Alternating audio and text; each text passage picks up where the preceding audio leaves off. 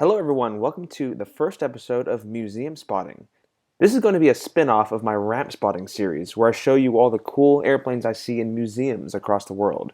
So, welcome, sit tight, and I'll be right back.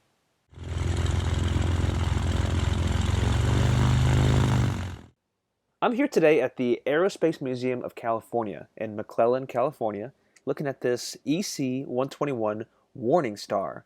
Now, the EC-121 is built off the Lockheed Super Constellation, the commercial aircraft.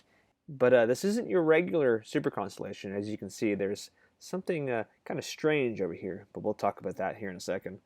The first thing I want to talk about is just how pretty this aircraft is. The Constellation series was such a pretty line of aircraft. You got that black nose where the weather radar would sit. But just look how tall that cockpit is and just how high the cabin sits off the ground. I think if I were to stand next to it, I'd probably be around here. In fact, let's go take a little closer look and see where I sit or where I stand. Okay, about there. So just to show you how tall the aircraft sits, I'm about there. I'm about 5'6". That is pretty nuts. So let's talk about the next obvious thing, and that's going to be the engines. This aircraft is powered by four 18-cylinder, 3,000 horsepower engines, giving it a cruise speed of about 260 knots and a ceiling of 25,000 feet.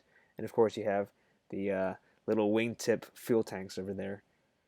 With the amount of fuel this plane can carry, it's got a range of about just over 5,000 miles, so pretty much from LA to New York and back.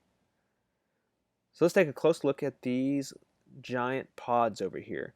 They pretty much just house advanced radar systems that allow this EC-121 to see aircraft hundreds of miles away. The military would use these planes to secure North America from potential Soviet invasions during the Cold War. These pods are made of fiberglass, as you can see. And that's because the fiberglass won't interfere with the radar signal as a metal aircraft skin would. So let's take a close look at the landing gear. And up into the landing gear well over here. There really is a lot of space in here. We'll come around. That's the engine firewall right there. In fact, if we come around to the side of the engine, and I'll show you the side profile, a common misconception is that the engine takes up that entire pod, but it's only about this much. The rest of it is mounting hardware, and in this case, landing gear. So if we come around to this engine here, you'll see what I mean. The actual engine is only about that much, and the rest of it is mounting hardware.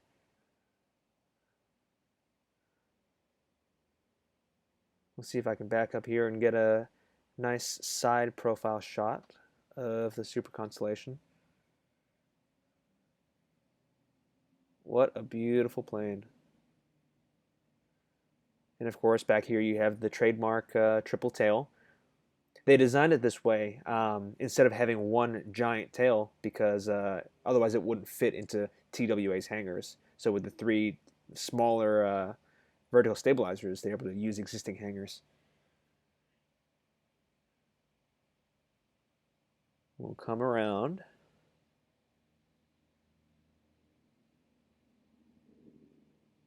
And that's the regular entrance door right there. I'd have to come back here during an open cockpit day. I'd love to take a look at the inside of this thing.